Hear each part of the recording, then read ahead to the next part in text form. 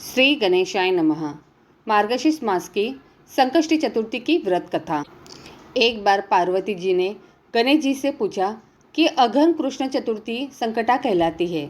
उस दिन किस गणेश की पूजा किस रीति से करनी चाहिए। गणेश जी ने उत्तर दिया कि हे हिमालय नंदिनी, अघन में पूर्वोक्त रीति से गजानन नामक गणेश की पूजा करनी चाहिए। पूजन के बाद अर्घ्य देना चाहिए। दिन भर व्रत रहकर पूजन के बाद ब्राह्मण को भोजन कराकर जौ, तिल, चावल, चीनी और घृत का शाकला बनाकर हवन कराएं तो वह अपने शत्रु को वशीभूत कर सकता है। इस संबंध में हम एक प्राचीन इतिहास सुनाते हैं। कथा। प्राचीन काल में त्रेता युग में दशरथ नामक एक प्रतापी राजा थे। वे राजा आखेट प्रिय थे। एक बार अनजाने में ही उन्होंने एक श्रवण कुमार नामक ब्राह्मण का आखेट में वध कर दिया। उस ब्राह्मण के अंधे माँ बाप ने राजा को शाप दिया कि जिस प्रकार हम लोग पुत्र शोक में मर रहे हैं, उसी भांति तुम्हारी भी पुत्र शोक में मरण होगा। इससे राजा को बहुत चिंता हुई। उन्होंने पुत्रेष्ट यज्ञ कराया। फलस्वरूप जगदीश्वर ने राम रूप में अवतार लिया। भगवती लक्ष्मी जानकी के रूप में अवतरित हुई। पिता की आज्ञा पाकर भगवान राम, सीता और लक्ष्मण सहित वन को गए, जहां उन्होंने खर, दूषण आदि अनेक राक्षस व राक्षसियों का वध किया। इससे क्रोधित होकर रावण ने सीता जी का अपहरण कर लिया। सीता जी के खोज में भगवान राम ने पंचवटी का त्याग कर दिया और ऋषिमुख पर्वत पर पहुंचकर सुग्रीव के साथ मैत्री की। तत्पश्चात सीता जी के खोज में हनुमान आदि वानर तत्पर हुए। ढूंढते ढूंढते वानरों ने गिद्धराज संपाति को देखा। इन वानरों को देखकर संपाति ने पूछा कि कौन हो, इस वन में कैसे आए हो, तुम्हें किसने भेजा है, यहाँ पर तुम्हारा आना किस प्रकार हुआ है। संपाति की बात सुनकर वानरों ने उत्तर दिया कि भगवान विष्णु के अवतार दशरथ नंदन राम जी, सीता और लक्ष्मण जी के साथ दंडक वन में आए हैं। वहाँ पर उनकी पत्नी सीता जी का अपहरण कर लिया गया है। हे मित्र, इस बात को हम लोग नहीं जानते कि सीता कहाँ है। उनकी बात सुनकर संपाति ने कहा कि तुम सब रामचंद्र के सेवक होने के नाते हमारे मित्र हो। जानकी जी का जिसने हरण किया है और वह जिस स्थान पर है वह मुझे मालूम है। सीता जी के लिए मेरा छोटा भाई जटायु अपने प्राण गंवा चुका है। यहाँ से थोड़ी ही दूर पर समुद्र है और समुद्र के उस पार राक्षस नगरी है। वहाँ अशोक के पेड़ के नीचे सीता जी बैठी हुई है।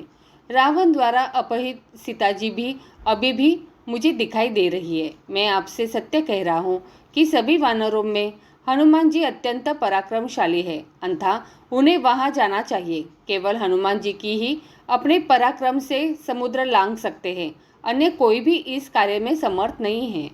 संपाति की बात सुनकर हनुमान जी ने पूछा कि हे संपाति, इस विशाल समुद्र को मैं किस प्रकार पार कर सकता हूँ। जब हमारे सब वानर उस पार जाने में असमर्थ है तो मैं ही अकेला कैसे पार जा सकता हूँ। हनुमान जी की बात सुनकर संपाति ने उत्तर दिया कि हे मित्र, आप संकटनाशक गणेश चतुर्थी का व्रत कीजिए। उस व्रत के प्रभाव से आप समुद्र को क्षण भर में ही पार कर लेंगे। संपाति के आदेश से संकट चतुर्थी के उत्तम व्रत को हनुमान जी ने किया। हे देवी, उसके प्रभाव से हनुमान जी क्षण भर में समुद्र को लांघ गए। इस लोक में इसके समान सुखदायक कोई दूसरा व्रत नहीं है। श्री कृष्ण जी कहते हैं कि महाराज युधिष्ठिर, आप भी इस व्रत को कीजिए। इस व्रत के प्रभाव से आप क्षण भर में अपने शत्रुओं को जीतकर संपूर्ण राज्य के अधिकार बनेंगे। भगवान कृष्ण का वचन सुनकर युधिष्ठिर ने गणेश चतुर्थी का व्रत किया। इस व्रत के प्रभाव से वे अपने शत्रुओं को जीतकर राज्य के अधिकारी बन गए। आइए जानते हैं संकट चतुर्थी की दूसरी व्रत कथा। श्री गणेशाय नमः। सुनते हैं गणेश चतुर्थी की कथा। एक बार महादेव जी पार्वती सहित नर्मदा के तट पर गए। वहाँ एक सुंदर स्थान पर पार्वती जी ने महादेव जी के साथ चौपड़ खेलने की इच्छा व्यक्त की। तब शिव जी ने कहा, हमारी हार जीत का साक्षी कौन होगा। पार्वती ने तत्काल वहाँ की घास के तिनके बटोर कर एक पुतला बनाया और उसमें प्राण प्रतिष्ठा करके उससे कहा, बेटा, हम चौपड़ खेलना चाहते हैं, किंतु यहाँ हार जीत का साक्षी कोई नहीं है। अंततः खेल के अंत में तुम हमारे हार जीत के साक्षी होकर बताना कि हम में से कौन जीता और कौन हारा। खेल आरंभ हुआ। देवयोग से तीनों बार पार्वती जी ही जीती। जब अंत में बालक से हार जीत का निर्णय कराया गया तो उसने महादेव जी को विजयी बताया। परिणामतः पार्वती जी ने क्रुद्ध होकर उसे एक पांव से लंगड़ा होने और वहां के कीचड़ में पड़ा रहकर दुख भोगने का श्राप दे दिया। बालक ने विनम्रतापूर्वक कहा, माँ, मुझसे अज्ञानवश ऐसा हो गया है। मैंने किसी कुटिलता का द्वेष के कारण ऐसा नहीं किया। मुझे क्षमा करे तथा शाप से मुक्ति का उपाय बताए। तब ममता रूपी माँ को उस पर दया आ गई और वे बोली, यहाँ नाग कन्याएं गणेश पूजन करने आएंगी। उनके उपदेश से तुम गणेश व्रत करके मुझे प्राप्त करोगे। इतना कहकर वे कैलाश पर्वत पर चली गई।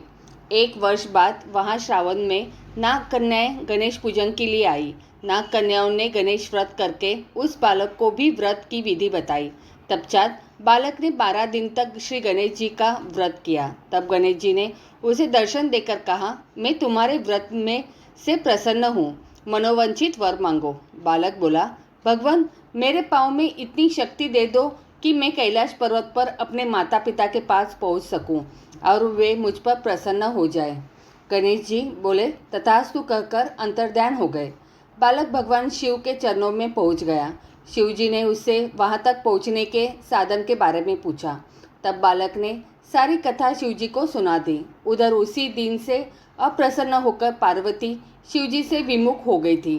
तदुपरांत भगवान शंकर ने भी बालक की तरह 21 दिन पर्यंत श्री गणेश का व्रत किया, जिसके प्रभाव से पार्वती के मन में स्वयं महादेव जी से मिलने की इच्छा जागृत हुई। वे शीघ्र ही कैलाश पर्वत पर आ पहुंची। वहां पहुंचकर पार्वती जी ने शिव जी से पूछा, भगवान, आपने ऐसा कौन सा उपाय किया जिसके फलस्वरूप मैं आपके पास भागी भागी आ गई हूँ। शिव जी ने गणेश व्रत का इतिहास उनसे कह दिया। तब पार्वती जी ने अपने पुत्र कार्तिकेय से मिलने की इच्छा से 21 दिन पर्यंत 21-21 की संख्या में दुर्वा, पुष्प तथा लड्डुओं से गणेश जी का पूजन किया। 21वें दिन कार्तिकेय स्वयं ही पार्वती जी से आ मिले।